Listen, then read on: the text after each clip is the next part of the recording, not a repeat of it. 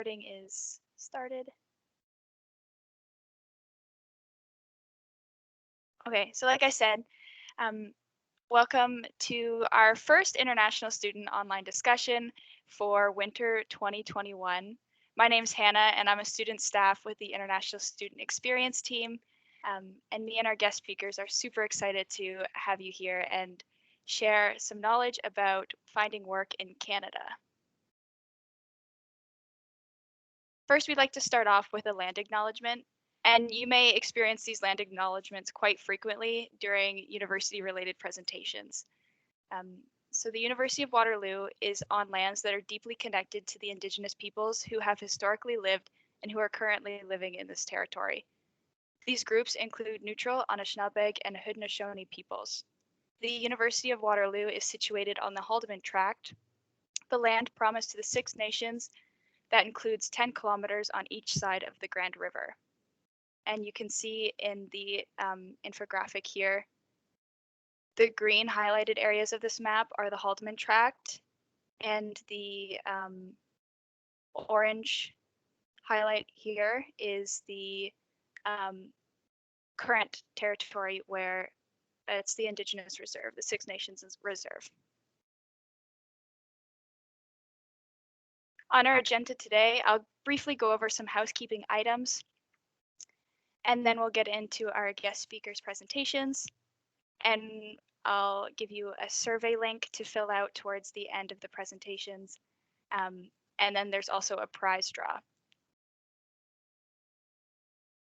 In terms of housekeeping, if you're experiencing any technical difficulties with Teams, please let us know. You can just type in the chat if you're able to, and I'll do my best to help troubleshoot. Like I said before, this session is being recorded, and it'll be shared to the University of Waterloo YouTube channel within a week of this event. So you'll be able to review the session or send it to other international students so they can view it as well. We'll have Q&A. We'll have time for a question and answer. So we'll ask that you save questions to our special guests until towards the end of the session. And if you want to input them in the chat box, that's ideal, your questions, because then we'll be able to go through them as a list, and it'll be easier for us to keep track of all your wonderful questions. In terms of the prize draw, in order to be eligible for the prize, you need to stay until the end of the event, because that's when we're doing the prize draw, and we'll need to collect information from you. And I'll provide you with an email link so you can email in your information if you're the winner. And finally, I'll also be posting a survey link towards the end of the session where you'll be able to fill out 5-question survey just to let us know how we did, because we love to hear feedback. We always want to improve how we can best support you.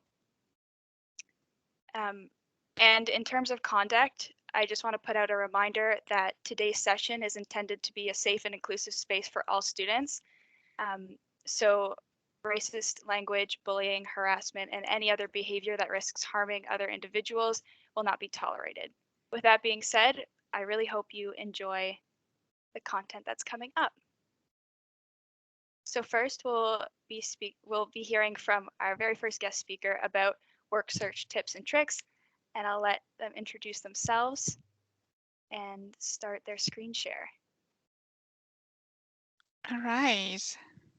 Hello, everyone. Okay. Let's see how the screen sharing goes. But in the meantime, good evening, everyone. It's my pleasure to have the opportunity to be here with you tonight. I'm Diana, and I'm a PhD student at the University of Waterloo, but I'm also part of the wonderful team at the Center for Career Action. At the Center for Career Action, our main goal really is to motivate you to achieve your career goals and to support you as much as possible in the creation of amazing job application documents. So tonight we are gonna focus on work search strategies, and in this presentation, we will review work search tips as well as resources that will allow you to enhance and get started on your application package. So the tips we're gonna focus on tonight will be how to understand the workplace culture, how to develop a work search strategy, how to conduct or better understand occupational research, how to make connections, how to track your progress, and how to identify and highlight your skills and experience, as well as how to become familiar with job search engines. So, how do we get started? How do we go about finding a job? So the first tip related to understanding the workplace culture, it's a really big consideration when finding a job. You will see that the first sort of link that are on my slides will take you to something that's kind of an archive of information that we use at the Center for Career Action. Is the Career Hub. You only need to use your your Waterloo credentials to log in, so your email and password, and then you will have access to different resources. I'm going to show you a little bit about how that looks towards the end of the presentation, but I'm just mentioning it here because this may be something that you would like to peruse afterwards as well. So one of the main considerations when looking for a job is to really understand the value of communication. Communication skills come in handy not only when you have to prepare presentations, like what I'm doing tonight, but also when you're trying to ensure that you're delivering clear information in a report, or when you're sort of trying to decide how to prioritize information or how to make it relevant to clients. Intercultural awareness is also really important, as well as being respectful of differences. Canada sort of thrives in diversity and multicultural awareness. And this is partly because there are so many immigrants, right? So we want to be respectful of how other people may have different ways of sharing their opinions and how to deal with situations in which your opinion may differ from that of others. And then high ethical standards is also really important. Depending on the types of jobs that you're going for, you will be dealing with sensitive client information. You will be accessing private servers from companies. So you may have to be aware of like different policies and how to handle that information or how to access it. All right. So the second tip about developing a work search strategy, I find this one to be one of the most useful. This is partly because it has a lot to do with time management and because it's a great tool in general to create a more personalized approach to how that process looks like. So the first step there really is create a realistic schedule of how much time you can dedicate to work search. This is important too, because depending on your academic commitments, you may be tempted to either not look at the work search and then panic, or to go down the rabbit hole of looking at job applications and then realize after 2 hours that you are no longer really able to process information. So my advice will be look at your week, look at the different assignments and the different classes that you're taking, and say, what I can realistically invest on work search every week is 4 hours or 6 hours or 2 hours. And whatever it is, make a schedule for yourself. Sort of like put it in your calendar, have that appointment with you.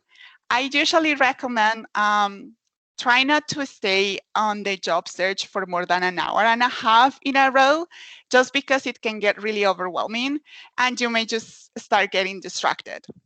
But do what works best for you. if that makes sense. Some of the links that I've added in the presentation are just tips about how to access international specific student resources on Career Hub and how to connect with our client support chat. This is really important because we have a specific type of appointment at the Center for Career Action that will walk with you through your strategies for work search and sort of help you develop a personalized plan.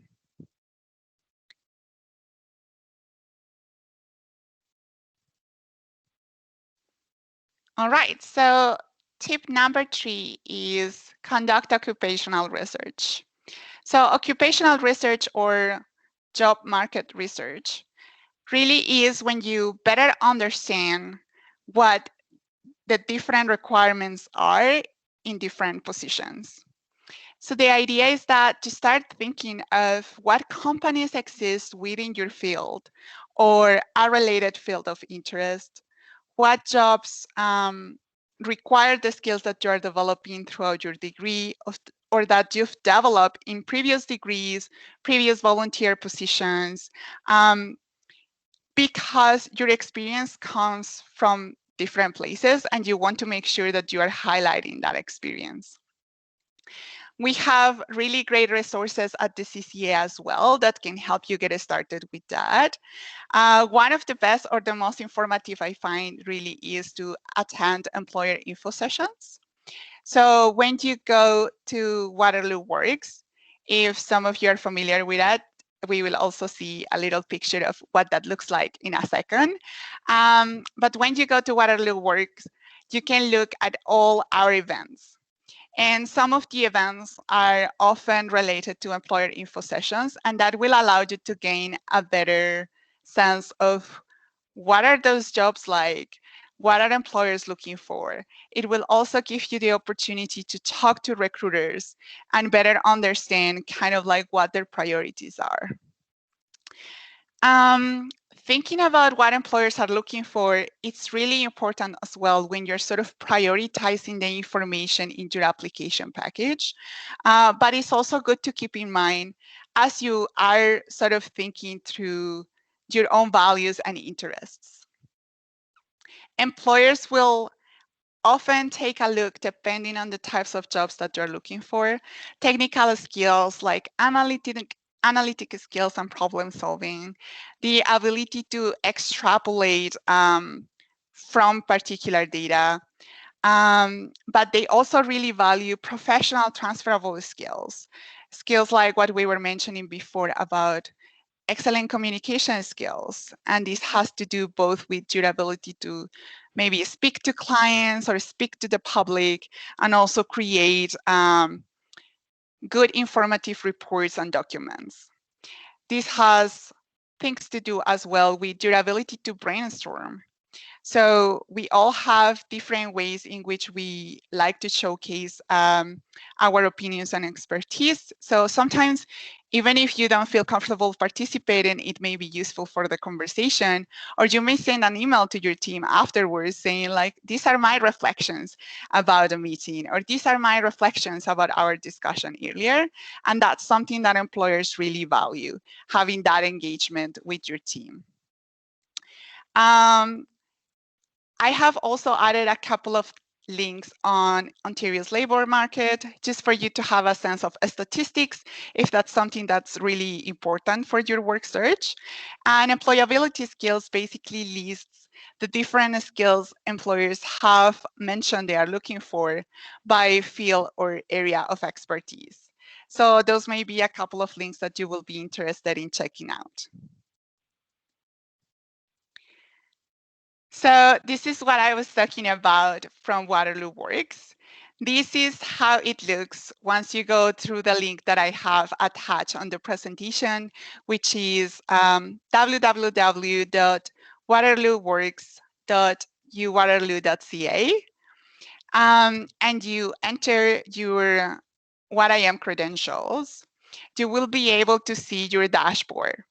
And in your dashboard, which will look pretty much identical to what you see here in the picture, you will have the opportunity to browse through the different events and to register for an event. So when you click on that register for an event, it will allow you to choose between employer information sessions, career center events, which are workshops that will allow you to have a better sense of things like networking or your interview skills or how to start thinking about your career goals, as well as other events that will give you experience networking or that will add value to your professionalization.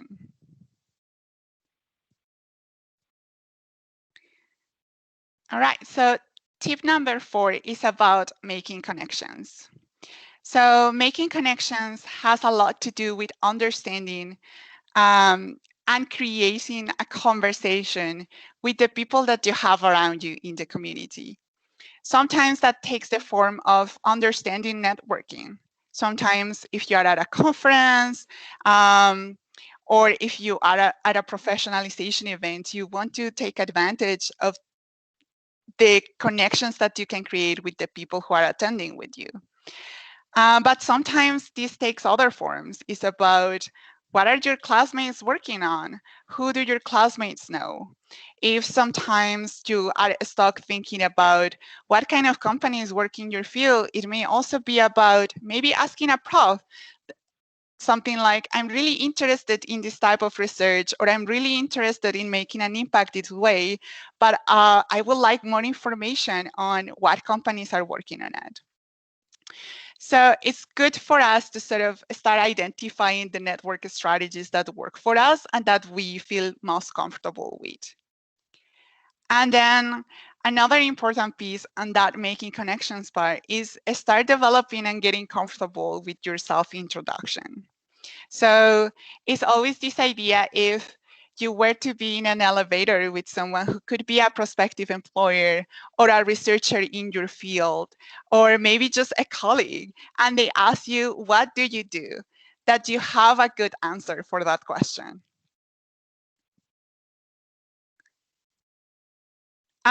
This is just kind of to illustrate the difference between what most job seekers prefer the job search to look like and what most hiring managers or how most hiring managers prefer to hire. And I think I'm going to put these into slightly different terms. So imagine that you are looking, you're living in a particular housing arrangement and you're looking for a roommate.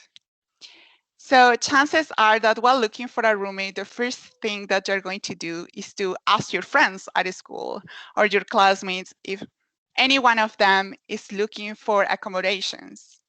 Your next step, if none of them are, will be to say like, well, do you know someone who is looking for accommodations? Because I'm looking for a roommate, right? And that's kind of what employers do as well. They will prefer to hire someone that they have a sense of who they are, or because they have been recommended either by a recruiter, by someone who worked there before. So it's always really important to start sort of creating those points of connections. It doesn't mean that this is the only way to do it. It just means that you have to be mindful of how to start sort of like interacting with your environment, and your community will also impact kind of like the effort that you have to put into the work search process. All right, so let's talk a little bit more about networking. Networking can sometimes be really intimidating when you think about it like, oh, networking. And this is partly because it seems like we need to know a lot about ourselves by the time that we get to sort of do that self-introduction. But sometimes that point of connection can really be about asking others about what they do and being curious about what their jobs are like. So if we go back to the example of a conference or maybe just a class, it can be just really helpful to sort of reach out to someone who you thought had a very interesting idea or who had a great presentation in class and ask them, so what are your interests? Could you tell me a little bit more about like what you're working on? I will be delighted to hear about the things you enjoy the most about your job. So those kind of questions and that kind of curiosity will always help you establish great professional relationships.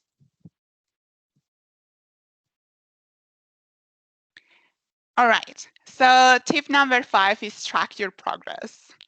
I also particularly like this tip, and that's partly because I have a really bad memory. So I find this to be a really useful strategy that works for me, but you can adapt it to whatever works best for your needs. The idea with tracking your progress is to have a sense of information that will be valuable to you if you were to come back to that list a couple of weeks afterwards, or if you were to go back to it a year from now. So what kind of information will be the most helpful? So what you see on the screen right now is a table that says basically one column has a reference number. This is because job postings will sometimes be advertised in multiple platforms. So you will see them on multiple search engines.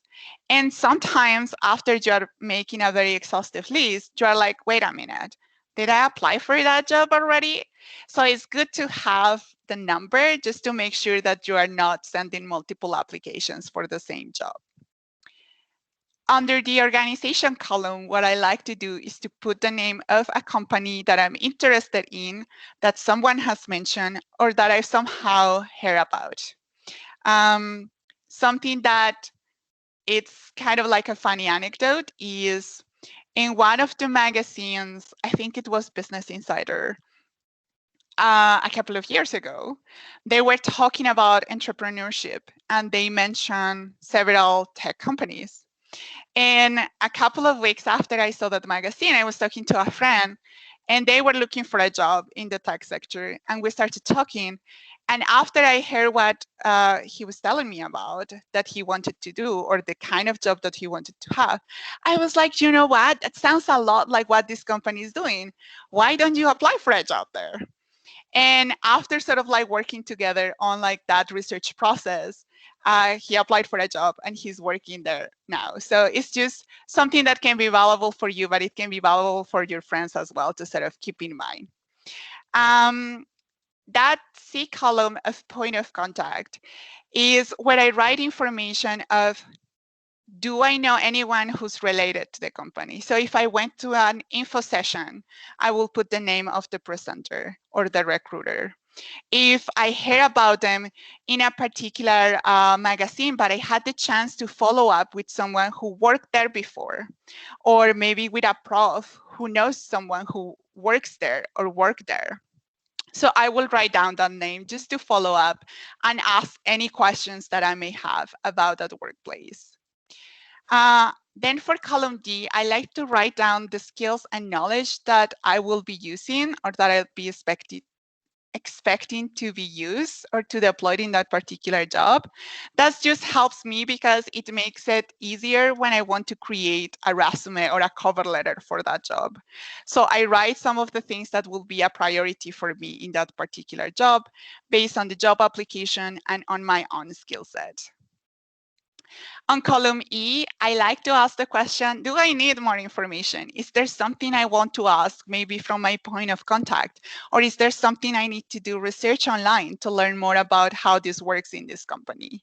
So that's where I sort of keep an archive of my questions. And then on the last column that I have there of documents completed is where I put what my progress is like. Did I finish the resume for this job application? Did I finish the cover letter? Have I sent the job application in? Like, have I submitted it? There are different ways of developing this table. So it's really is about what you find the most valuable. I just thought this would be a good place to start. All right. So tip number 6, identify and highlight your skills and experience. So something that I mentioned in one of the previous slides is that really employers aren't particularly picky about where your expertise is coming from. They want to hear what's most relevant for the job or how you make connections between your expertise and the type of job that you will be doing.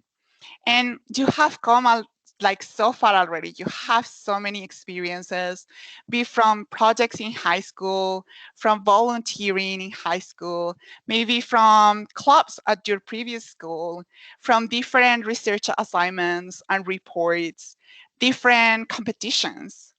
So it's about how can we communicate all those experiences and expertise in a way that makes it relevant to the employer. So I have highlighted a section in the Career Hub again to sort of highlight your international experience and tips on how to do that. Also, there is a section in Career Hub that deals with what kind of skills you are developing in your degree. And sometimes I think it's very easy for us to sort of think of like, well, I'm just doing my assignments because I need them to, pass this course. But sometimes it's easier if we sort of reverse engineer our assignments and we are like, okay, if I don't do this carefully, if I don't do these calculations carefully, or if I don't prioritize this type of information, what breaks down in the process? Will there something be missing? And in those moments of sort of like breakdown, we can realize of like, oh, these prioritizing or this organizing or this articulating really is what makes a difference in creating like a successful project. And that's how you can start sort of like thinking about that process. You can also book a drop-in at the Center for Career Action and sort of talk about your different experiences and expertise with a career leader or with a career advisor. Something that we get asked really often, and I thought I will mention it here as well, is sometimes the students are wondering if they can talk about the expertise that they gain abroad. And like I said before, employers aren't particularly picky of where you got that expertise as long as you can articulate it. And they will definitely value if you have reference letters from abroad as well. It will still be good to have something local, but you can absolutely use this information from previous experiences. And then the last tip for tonight is about becoming familiar with job search engines. So something that we sometimes don't realize is that job search engines work a lot like library search engines. And basically, it's really useful to create different like a list of different keywords that are either associated with a particular job title or with a particular skill set. So sometimes you don't really need to write something like software developer, for instance. Software developer can have many, like there are many different ways of doing that job. You can have front end or back end. You can have different types of expertise with, for instance, databases, or you can have another type of a specialization. So it's about what of my expertise will I be using in the jobs I want?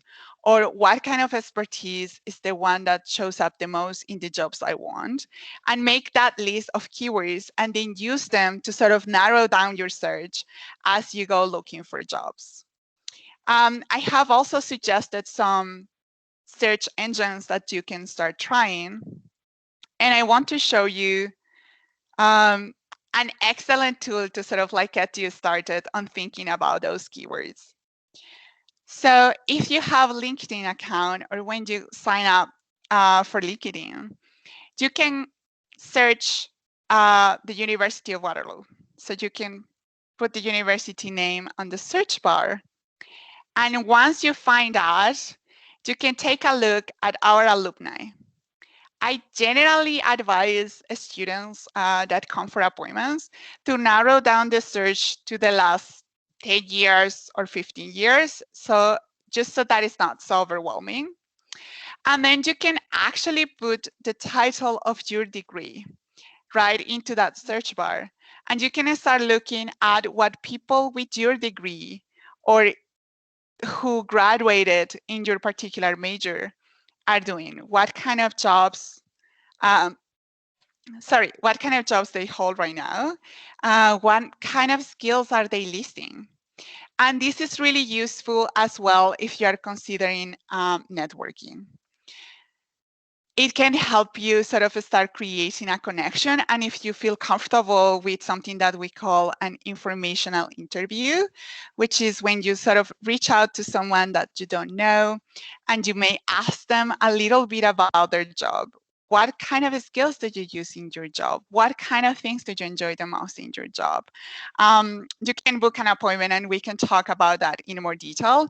I just wanted to sort of give you a broad look of how you can use something like LinkedIn to learn more about the different keywords that will be useful during your work search.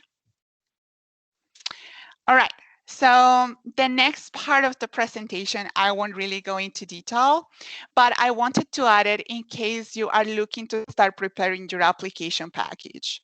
So by your application package, we really mean your resume and cover letters. And I just thought I will mention that you can book drop-ins with us. Drop-ins are same day. You can start booking them at 8 in the morning in Waterloo Works, and they are 15-minute appointments.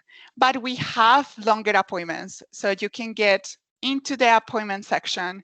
You can look at 30 minutes cover letter, 30-minute resume appointments, and 1 hour for interviews. So if you are interested in talking about your application package in more detail, I would really encourage you to take a look at that.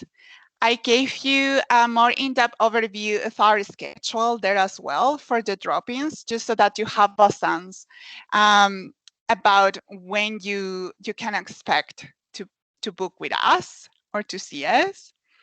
And then I gave you a list of additional resources. So this is the picture of the Career Hub, which is the archive of resources I mentioned earlier in the presentation.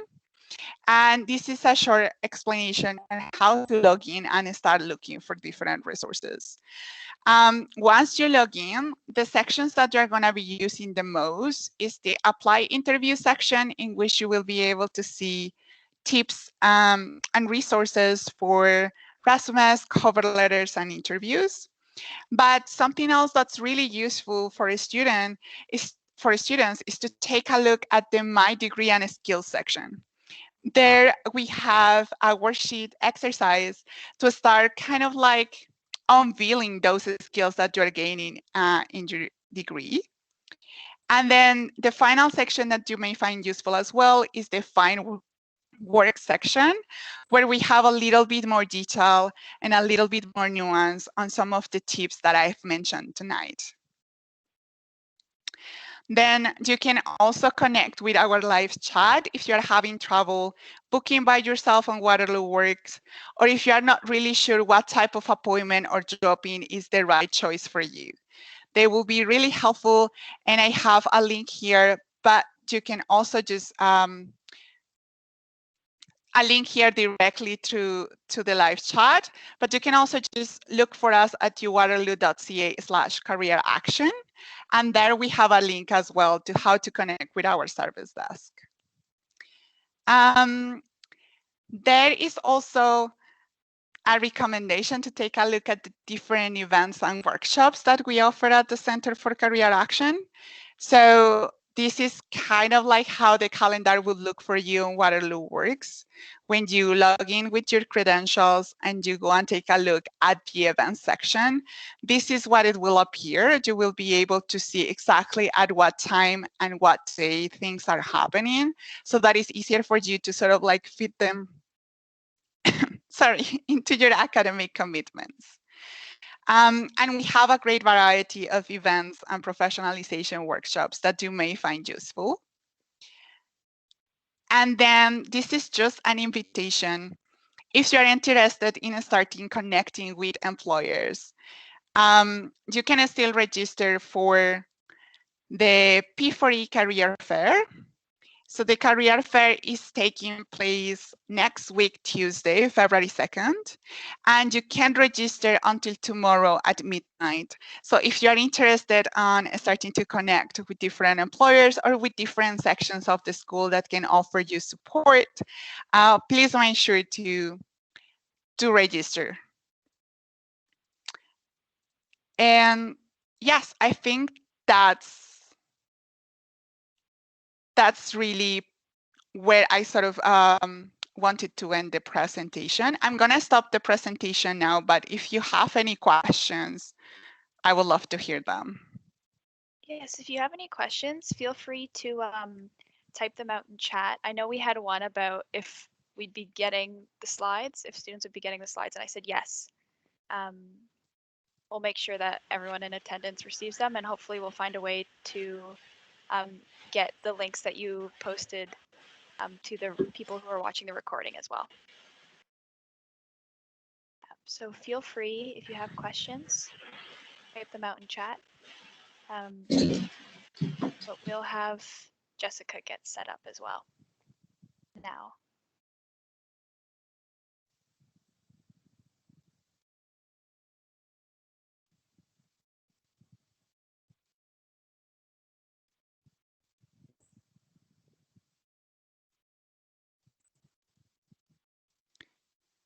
All right, I see a question there from Rodrigo.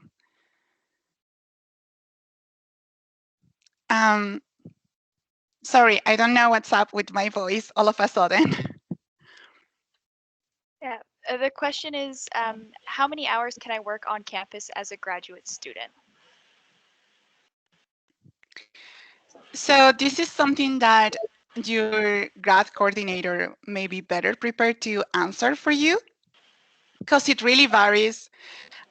Jessica may also talk about that. It depends in part on how many hours you are allowed to on your student permit. So it has to do with the type of student permit that you have. So I will just welcome you to sort of talk with the immigration advisors at the Student Success Office and to touch base with your grad coordinator. Yeah, I'll just chime in. Rodrigo, I will be answering that question from an immigration standpoint in my slides coming up. So amazing. We have a question from Amy as well. Amy's wondering if you can tell them more about the P4E career fair. What is, or who is it for? Currently, this is their first term at U Waterloo, and fall 2021 will be my first co-op term. Should I attend? All right. So I think it's a really valuable opportunity. Students tend to go more towards the end when they're about to graduate, but it doesn't really matter. You can still go and start connecting with employers, start learning more about the different companies. Something that's really valuable as well is that sometimes there will be offerings for summer jobs. So that may be something that you want to keep in mind as well, if that's something that interests you and that you can apply to.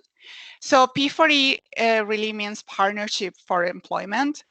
And it's this way to sort of start connecting students with different companies in the region and to give them an opportunity to establish kind of a conversation with recruiters, start asking what kind of things are you looking for in those job applications, right? Even if you aren't going to apply right now, it's still valuable to start connecting with people in your field.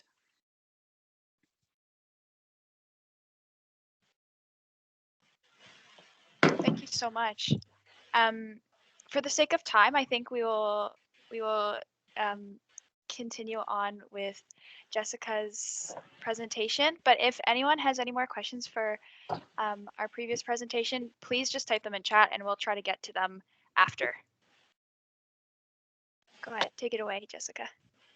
all right. Hi, everybody. So my name is Jessica McMormick, and I'm one of the regulated Canadian immigration consultants that works at the University of Waterloo.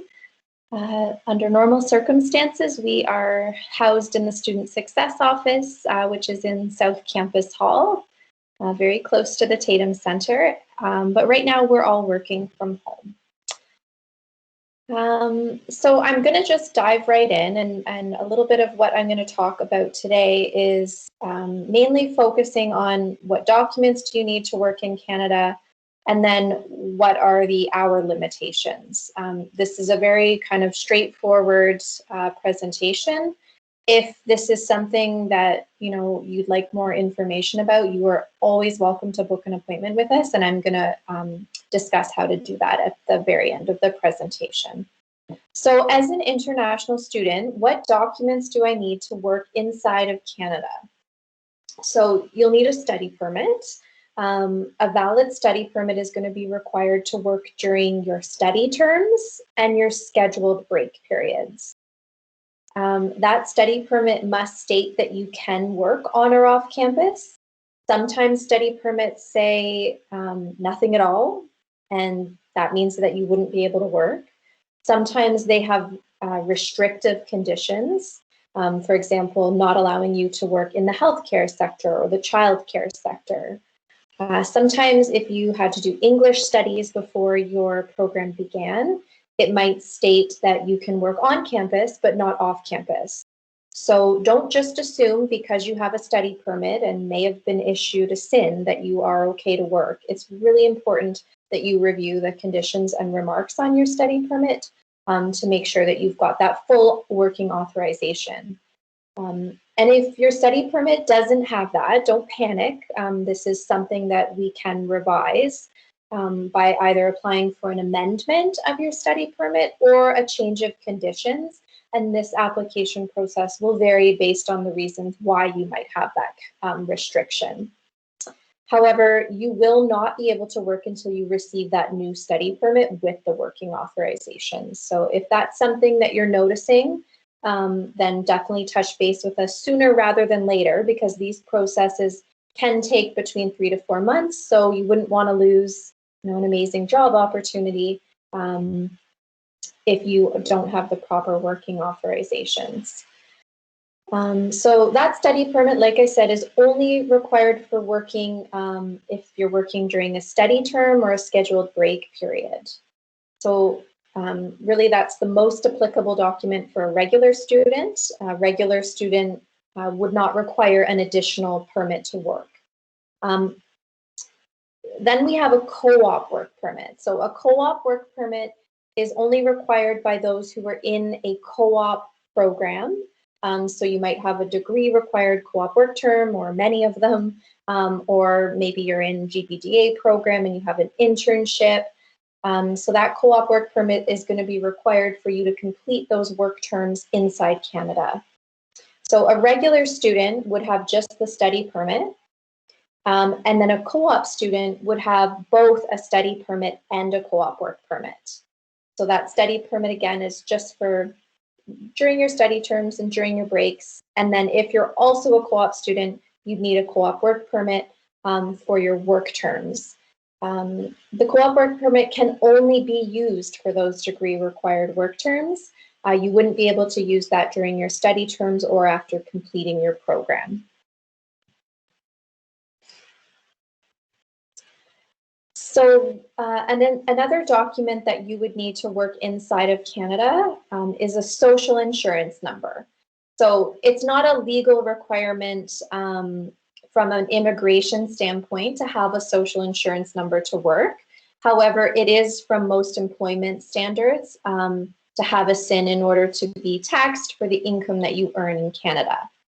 So to apply for a SIN, you have to have a valid study permit with the proper working authorization or a co-op work permit. Either of those would suffice for this application. I'm not sure if we have any students outside of Canada, but for those that are outside and maybe haven't entered Canada yet, I would just like to clarify that a valid TRV, so that sticker in your passport, is not the same thing as having a valid study permit or work permit. That valid TRV is kind of like your entry ticket, so it lets you enter Canada And then when you enter at the airport, you're going to be issued a study permit and co-op work permit. And those are your status documents, and those are what allow you to legally remain in Canada. So those are what will be required to apply for the SIN. SINs are issued by Service Canada, and as I said, are required by most Canadian employers to begin receiving payment for your employment. Currently, due to COVID, you can only apply for the social insurance number online, and you can apply from inside or outside of Canada if you have the proper documents. We do have an array of information on our website about this process, so we can link that for you at the end of the presentation. The most important component of applying online is proof of your mailing address. I've seen quite a few applications refused because students do not include proof of their mailing address. So what they're looking for is a document that states both your name and your mailing address. So a good example might be a utility bill, a cell phone bill, or even a bank statement or lease agreement. And then that is the address that Service Canada will mail your SIN to. They will also mail to international mailing addresses. And that process, when inside of Canada, takes about 4 to 6 weeks. If you are having your SIN mailed to an outside of Canada address, it would likely take longer because it is being sent via regular mail. Okay, so how much can I work in Canada using my study permit? So this is different for undergrads and grad students, so I'm just going to separate the two.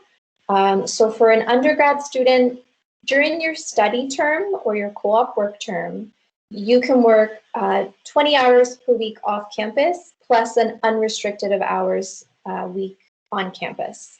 So I just want to clarify first so I don't confuse anyone that this would be in addition to your co-op job. So let's say you are doing a co-op work term, you can also work using your study permit for this amount of time. Or if you're on a study term, then this is the amount of time that you can work. So during those study terms and work terms, you can work 20 hours per week off campus, plus that unrestricted hours on campus. So let's say you were to pick up a job, at a restaurant working 20 hours a week off campus, and then you were also able to find a job on campus for 10 hours a week, you could work a total of 30 hours per week.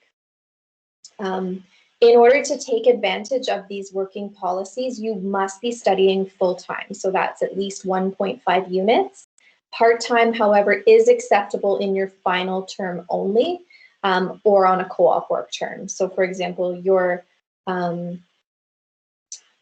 status might show as part-time during a co-op work term, and that's fine. You can continue to work these additional hours using your study permit if you'd like to. You can also work full-time, so unrestricted hours on or off campus during scheduled breaks. So scheduled break periods are different for regular and co-op students. So for a regular student, a scheduled break will occur every spring term. So that means during that spring term, if you want to take the term off or study part-time or full-time and kind of plug away at some of your degree requirements, you're totally able to do that, and you can work as much as you'd like on or off campus.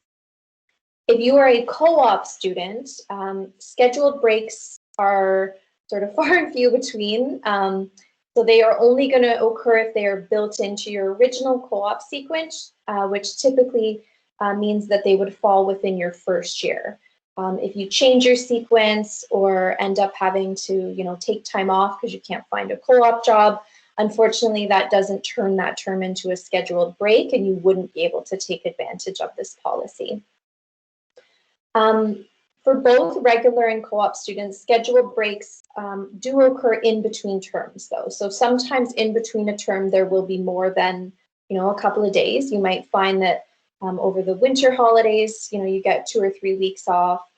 So immigration has said if you want to work full-time during those periods, we will deem those scheduled breaks. So that would be from the end of the exam period up until the beginning of, sorry, I wrote beginning of exam period. I meant to write from the end of the exam period to the beginning of the following term. So let's say your exam period ends April 20th and the following term begins on May 4th. You can work in between the 20th and the 4th as much as you like.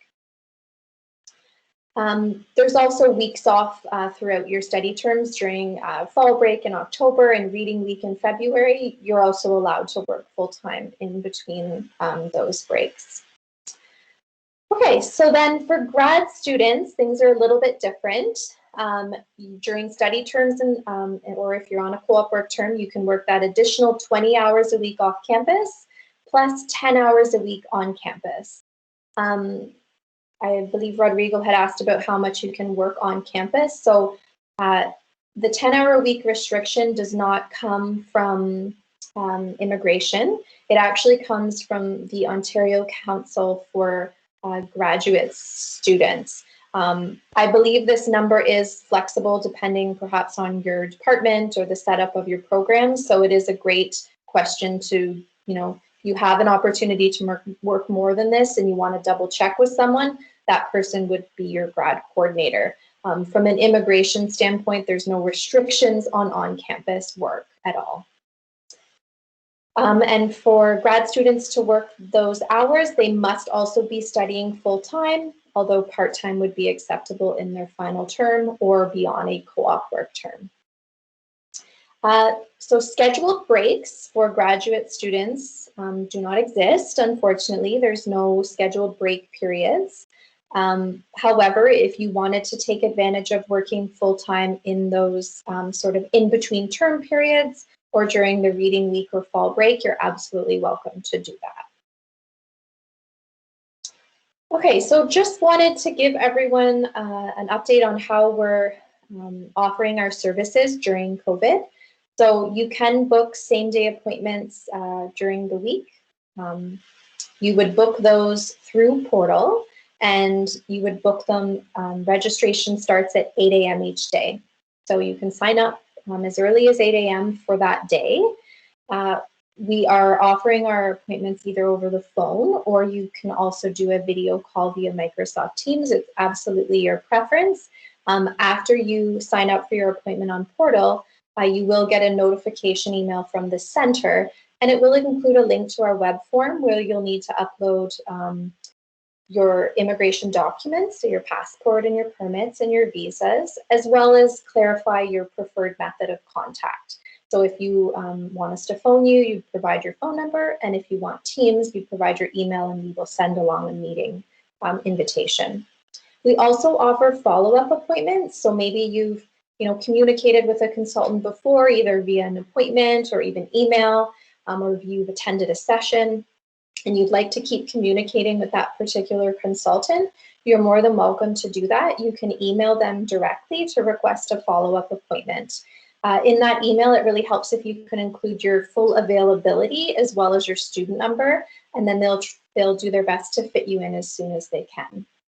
And it is really important that you do upload that web form with your documents before your appointment, because it's very difficult to advise students if we don't have that contact. Okay, so that's it. I tried to keep it brief so that we could leave room for questions. So we'll see what's there. Yes, thank you, Jessica. We do have a question coming in from Rodrigo. What kind of jobs could I look for during scheduled breaks, since it's such a short period? That might be a better question for Diana, but I can, from an experience perspective, what a lot of students will do is if they have a part-time job that they normally are doing, they'll tell their employer, hey, I can actually work full-time for you during that time frame. I'm sure it's kind of hard to find, a contract that's only a week or two long, but that's generally how most students take advantage of that policy. Yeah, so it will depend, but if it is on a scheduled break, I think probably the easiest thing to do will be to look at opportunities on campus, and then you will have things like career leaders at the Center for Career Action. You have different positions at the Student Success Office as well. You have positions at the Graduate Student Association. So there are different roles that you could take that have in mind that specific amount of hours a week. So it's definitely something that you could work on. Or you could take on jobs that require short shifts. So things like tutoring and that kind of thing. Does that help? Yeah, those are great ideas. For sure. And Rodrigo, if you want to, yes, it does, he says. Thank you. We have another question here.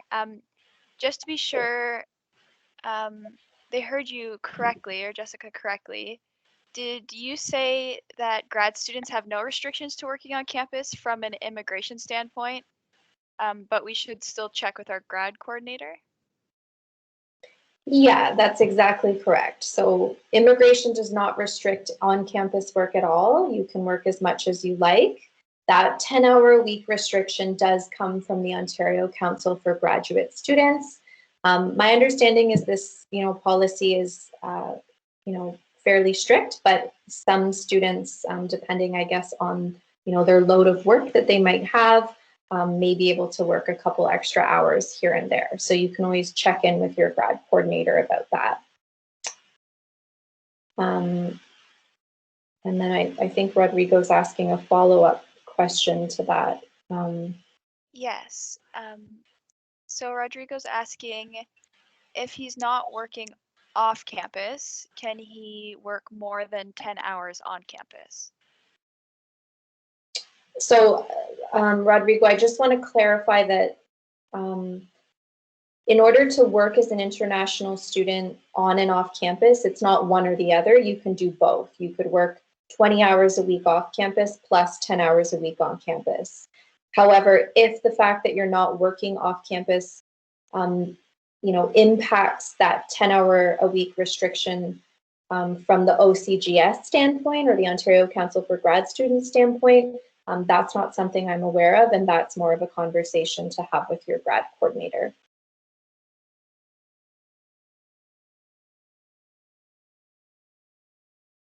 I hope that, yes, okay. Rodrigo said, yes, thanks a lot. I'm gonna go ahead and post the survey link. If there's any other questions, please feel free to put them in chat as well. One moment. And then if there's no other questions, I'll actually start the draw momentarily. And I'm also just going to add the social insurance number application link in the chat box. Is that okay? Or yeah, sure. If it's a resource you feel is important, then for sure, please do. Yeah, so here is the survey link. If you click on that, it'll take you to just a short 5-question survey about what your experience was in this presentation, and we would love your feedback because we always want to hear your thoughts and how we can improve. But if there's no other questions, thank you so much to our guest speakers for imbuing your knowledge. It's very, very helpful. not a problem. If anyone has any questions, they're always welcome to email me. I'll also just type my email address into the chat box as well. Thank you so much for inviting us. I'm going to add direct links to the resources I mentioned, but they will be available through the slides as well. And if you have any questions, just reach out and book a drop-in with us. We'd love to go in more detail over any of your different questions or strategies that you want to explore. Have a good night, everyone. Yes, I'm gonna stop the recording at